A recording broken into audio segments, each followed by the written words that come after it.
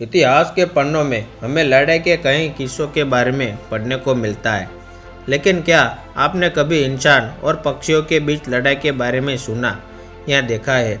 आपको ये बात थोड़ी अजीब जरूर लग रही होगी।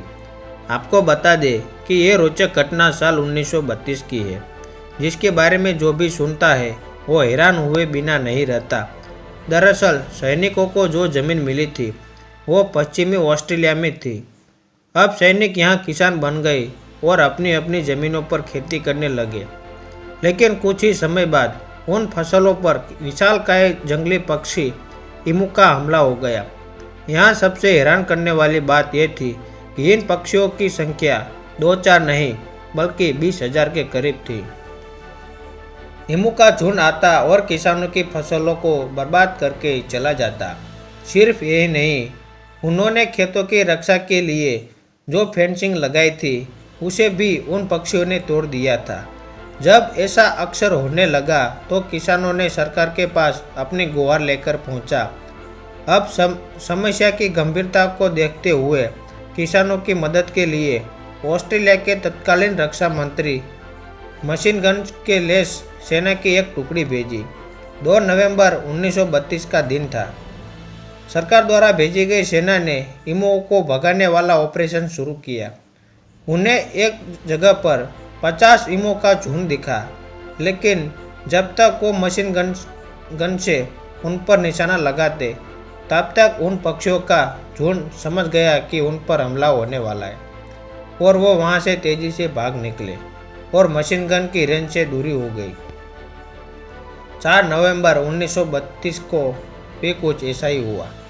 सैनिकों ने करीब 1000 ईमुओं का एक झुंड देखा और उन पर भी फायर करने वाले ही थे, लेकिन गन जाम हो गई। जब तक मशीन गन ठीक करते तब तक अधिकतर ईमू वहां से भाग निकले। हालांकि फिर भी सैनिकों ने करीब 12 ईमुओं को मार गिराया था, लेकिन इस घटना के बारे में ईमू काफ़ी सतर्क हो गए।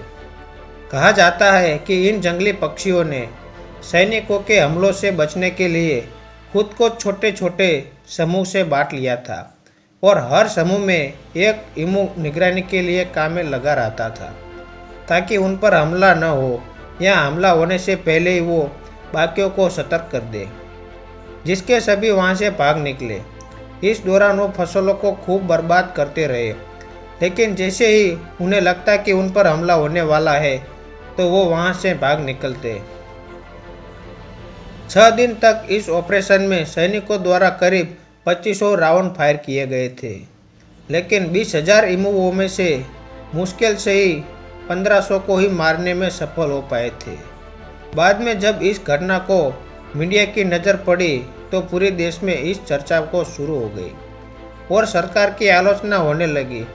आखिरकार सरकार ने सेना को वापस बुला लिया, लेकिन जब खेतों पर ईमुओं के हमले काफ़ी तेज हो गए, ऐसे में एक बार फिर 13 नवंबर को सेना ने ऑपरेशन शुरू किया। हालांकि पिछली बार की तरह इस बार भी इन पक्षियों ने सैनिकों को खूब छकाया और उन्हें हारने और वहां से जाने पर मजबूर कर दिया। कहते हैं कि सेना द्वारा चलाए गए इस ऑपरेशन के इंचार्ज मेजर मर्डिथ ने कहा था कि अगर उनके पास भी ईमू पक्षियों की एक डिवीज़न होती और वो गोली चला सकते तो वो दुनिया की किसी भी मिलिट्री का सामना कर सकते थे। इस घटना को ईमू वॉर या द ग्रेट ईमू वॉर के नाम से जाना जाता है। तो दोस्तों, ऐसे ही हिस्ट्री के वीडियो के लिए हमारा चैनल सब्सक्राइब जरूर करें। Thank you.